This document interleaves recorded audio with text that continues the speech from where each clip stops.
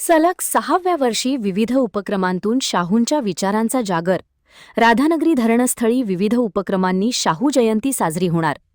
समता, सामाजिक न्याय आणि लोककल्याणकारी राज्यकारभाराचे अध्वर्यू असलेल्या लोकराजा राजर्षी छत्रपती शाहू महाराज यांच्या 152व्या जयंतीनिमित्त येत्या 26 जून रोजी त्यांनी उभारलेल्या राधानगरी धरणस्थळी विविध प्रेरणादायी उपक्रमांचे आयोजन करण्यात आले आहे.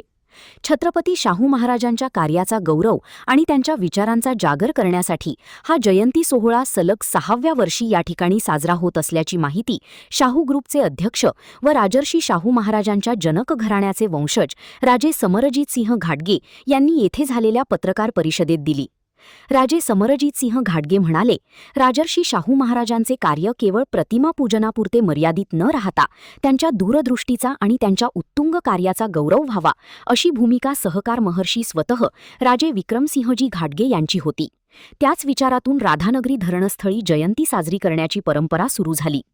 जन्मोत्सव समितीच्या निमंत्रणानुसार राजे समरजित सिंह घाटगे व त्यांच्या सुविद्य पत्नी सौ नवोदिता घाटगे गेल्या 5 वर्षांपासून या कार्यक्रमात सहभागी होत आहेत.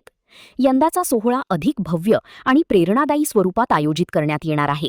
या सोहळ्यास शाहूप्रेमी नागरिकांनी मोठ्या संख्येने उपस्थित राहावे असे आवाहन राजे समरजित सिंह घाटगे यांनी केले. महान कार्य न्यूजसाठी विजय बकरे, राधानगरी. लोकराजा राजर्षी छत्रपती शाहू महाराजांच्या 152व्या जयंतीनिमित्ताने मी आमच्या या समितीच्या सर्व सदस्यांचं मी स्वागत करतो. या निमित्ताने आलेले आमचे प्रिंट आणि इलेक्ट्रॉनिक मीडियाचे आमचे सर्व सहकाऱ्यांचं मी परत स्वागत करतो. जसं आपल्याला माहिती आहे की 2020 सालापासून आपण राधानगरी धरणावरच ही जयंती साजरी करायची एक प्रथा म्हणू शकत नाही मी त्याला, पण एक सुरुवात केली. आणि मी प्रत्येक कार्यक्रमात बोलतो की स्वर्गीय राजे विक्रमसिंह घाटगे साहेबांची इच्छा होती की राजर्षी छत्रपती शाहू महाराज आणि प्रामुख्याने या धरणाच्या बांधणीची सगळी पाहणी ज्यांनी केली ते माननीय पिराजीराव महाराज, या दोघांच्या केलेल्या कर्तृत्वाच्या ठिकाणी आपण शाहू महाराजांची जयंती साजरी केली तर लोकांना अधिक शाहू महाराजांनी केलेलं कार्य लोकांपर्यंत पोहोचेल आणि ज्या गोष्टीमुळे शाहू महाराज घडले, ज्या गोष्टीची पाहणी पिराजीराव महाराजांनी केली त्या ठिकाणीच ती जयंती व्हावी. आणि त्या हेतूने पहिलं वर्ष कोविडचं वर्ष असल्यामुळे आपण काही कार्यक्रम घेऊ नाही शकलो. 2021 पासून कार्यक्रमाच्या निमित्ताने आपण ही सुरुवात केली आणि मला खरंच त्या गोष्टीचा अभिमान आहे की या निमित्ताने आता या स्तरावर मोठ्या प्रमाणामध्ये वेगवेगळ्या पद्धतीने जयंतीचे कार्यक्रम होतात. आणि जे माझा हेतू होता की अधिक लोकांनी इथं यावं, पर्यटन या परिसरात वाढवावं, त्या अनुषंगाने मोठ्या प्रमाणात आता लोक इथं जयंतीला येतात. या निमित्ताने 26 तारखेच्या या कार्यक्रमाच्या निमित्ताने मी सगळ्यांना, शाहू महाराजांवर प्रेम करणाऱ्या सगळ्या लोकांना या कार्यक्रमाला मी वैयक्तिक माझं हे निमंत्रण समजा, आपण मोठ्या संख्येने इथं यावं. ठरल्याप्रमाणे सकाळी 10ची वेळ आम्ही दिलेली आहे. सकाळी 10ला इथं आल्यानंतर छत्रपती शाहू महाराजांच्या पुतळ्याला वंदन करून नंतर आपण इथं वरती धरणावर इथं आल्यानंतर जलपूजनचा कार्यक्रम करून आपण ते कलश घेऊन मी आणि नवोदिता आणि चिरंजीव आर्यवीर आणि आमचे सर्व सदस्य एकत्र मिळून खाली मंडपामध्ये आम्ही कार्यक्रम आयोजित केलेला आहे, ज्याच्यामध्ये जलाभिषेकचा कार्यक्रम होतो. आणि प्रामुख्याने आम्ही इथं मागच्या 6-7 वर्षापासून त्याची दक्षता घेतली आहे की सर्व समाजांना तो न्याय मिळावा. सर्व समाजासाठी शाहू महाराजांनी ते काम केलं आणि प्रामुख्याने या परिसराच्या लोकांनी ते जमण्या दिल्यामुळे तो धरण होऊ शकला. तर मग त्या जलाभिषेकच्या कार्यक्रमामध्ये प्रत्येक समाजाच्या घटकाला तिथं जोडप्याला आम्ही बसायचं नियोजन करतो. आणि प्लस ज्या ज्या लोकांनी मागच्या 1 वर्षामध्ये कर्तृत्वाचं कार्य केलं असेल तर सत्कार करणं.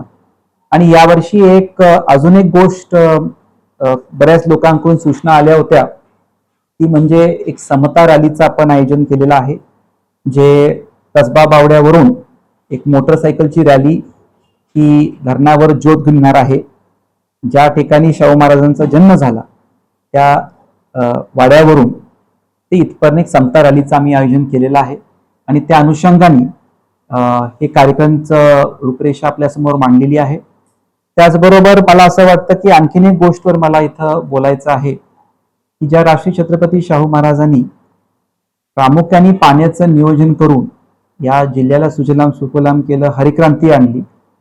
मी मागच्या 3-4 दिवसापासून वारंवार या गोष्टीचं माझ्या सोशल मीडियाच्या माध्यमातून लोकांपर्यंत बोलतोय की हा वर्ष आव्हानाचा काळ आहे. एल्निनोचा आता आपण बघताय, एल्निनोचा सगळ्यात मोठा धोका आपल्याला ह्या वर्षी आहे. आपण बघताय की राधानगरीमध्ये पण मी येताना बघितलं की कुठलाच पाऊस झाला नाही. थोडा आज पाऊस आज झालाय, पण हे सगळं गृहीत धरून माझं सगळ्या नागरिकांना विनंती आहे, जसं मी उल्लेख केला की माझ्या व्हिडिओमध्ये, की आम्ही आमच्या घरातूनच सुरुवात केली. आमच्या घरामध्ये प्रवीणसिंग राज्य असतील, वीरेंद्र राज्य असतील, आम्ही असो, आम्ही आमच्या तिन्ही विहिरी कागलमधल्या नगरपालिकेला पाण्याच्या नियोजनासाठी हस्तांतर केलेले आहेत. तसंच मी आवाहन केलं होतं की ज्यांच्याकडे बोरची सुविधा आहे अशा प्रत्येक लोकांनी त्या त्या ठिकाणी ग्रामपंचायत नगरपालिकेला ते हस्तांतर करावं. मला बऱ्याच लोकांचे आभार व्यक्त करायचं की मी हे व्हिडिओ आवाहन केल्यानंतर आतापर्यंत मला 45-46 लोकांचे फोन झालेत. लोक त्या रीतीने ह्याला प्रतिसाद देत आहेत आणि या अनुषंगाने या वर्षापुरता आपण काय करायचं याचा उल्लेख मी केला. पण मला असं वाटतं की आता या अडचणीच्या काळामध्ये मला असं वाटतं की आपल्याला ही संधी आहे की शेतीसाठी लॉंग टर्म विचार आता आपण करायची वेळ आलेली आहे. मी 2015ला कारखान्याचं चेअरमन झाल्यापासून वारंवार ठिबक बद्दल उल्लेख करत आलोय. लोकांचं प्रामुख्याने राधानगरी बुद्रगडच्या लोकांना वाटेल एवढा पाऊस पडतोय तर ठिबकचं बोलून काय उपयोग आहे. आणि मी जेव्हा चेअरमन झालो, मला आठवते माझं पहिलं भाषण मी सिग्नोलीत केलं आणि पावसाच्या काळात मी ठिबकचं बोललो, तेव्हा लोक माझ्यावर हसली. दुर्दैवाने मला आवडत नाही की मी जे बोललो ते बरोबर ठरलंय, पण आज हे पावसाची परिस्थिती बघितली तर मला असं वाटतं शेतीमध्ये पण ठिबकला आता मोठ्या प्रमाणामध्ये आपण वळलं पाहिजे. आपल्या शेतीला, आपल्या पिकांसाठी आता ठिबकची गरज आहे. आज ज्या आर्टिफिशियल इंटेलिजन्सचा आपण उल्लेख करतोय, प्रत्येक ठिकाणी आपण उल्लेख करतोय कृत्रिम बुद्धिमत्ताचं, की AI टेक्नॉलॉजीच्या माध्यमातून बिद्री कारखाना असेल, शाहू असेल, संताजी असेल, हमीदवाडा असेल, प्रत्येकाने त्यांचे ते जे डोम्स आहेत याचा प्रयोग केलाय. पण त्यासाठी ठिबक असल्याशिवाय ते आपण करू शकत नाही. तर माझी सगळ्यांना या निमित्ताने शाहू महाराजांच्या जयंतीनिमित्ताने आवाहन करतो की आता यावर्षी वेगवेगळ्या पाणी वाचवण्याच्या उपाययोजना आणि शेतीला ठिबकमध्ये 100% वळवायची प्रक्रिया, एक लॉंग टर्म शेती करण्यासाठी आपण सगळ्यांनी विचार करावा आणि शाहू महाराजांच्या जयंतीनिमित्ताने या मोहीमची पण सुरुवात व्हावी अशी मी त्यांचा वंशज म्हणून आपल्या सगळ्यांना विनंती करतो.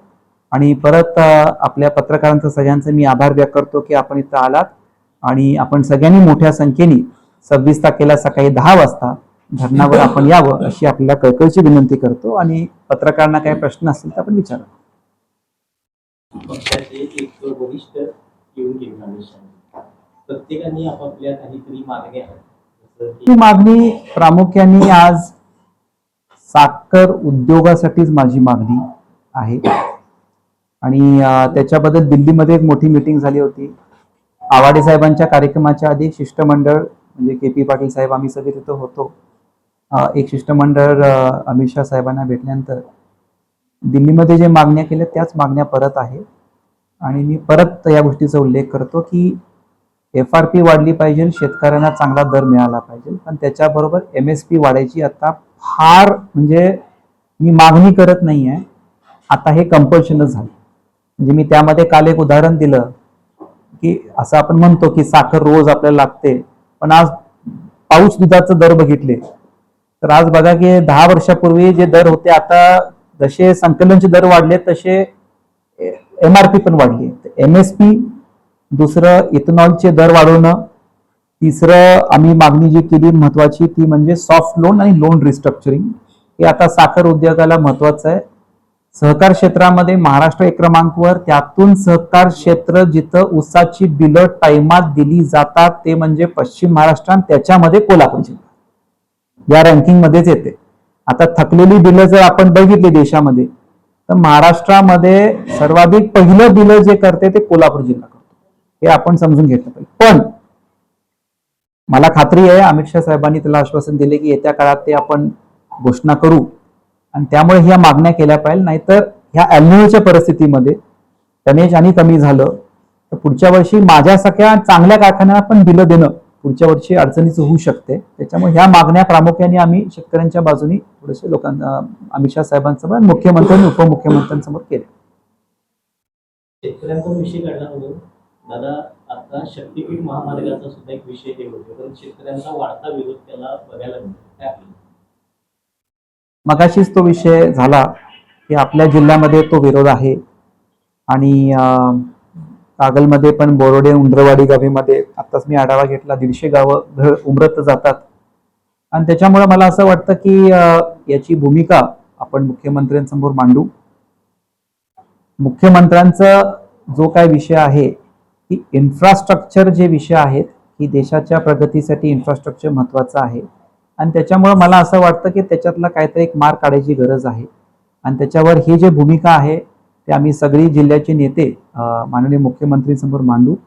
पण एक विजन घेऊन मोदीजींच्या आणि मुख्यमंत्र्यांच्या विजन घेऊन आपण पुढे जातोय. त्याच्यामुळे मला असं वाटतं की शेतकऱ्यांचे हित आणि इन्फ्रास्ट्रक्चर याच्यामध्ये बॅलन्स ठेवूनच आपण पुढे जायला पाहिजे. गोकुळच्या संदर्भात राजेंची काय भूमिका असेल?